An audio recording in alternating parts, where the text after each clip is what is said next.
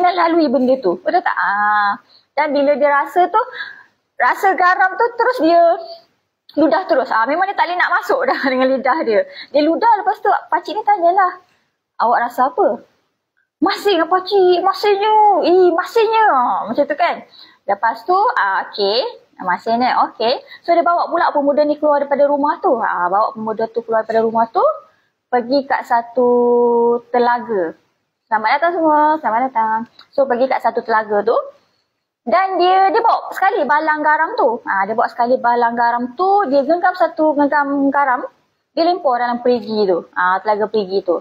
Dan bila dah lempar tu, dia ambil satu macam kayu, itulah kayu batang panjang, dia masukkan dalam perigi tu. Dan dia macam kacau-kacau sikit lah. Nak bagi sebatikan garam tu dengan telaga air tu. Kalau garam dalam telaga air, kita mesti fikir masin juga kan. Kenapa dia masukkan garam kan? Okey. Lepas tu dia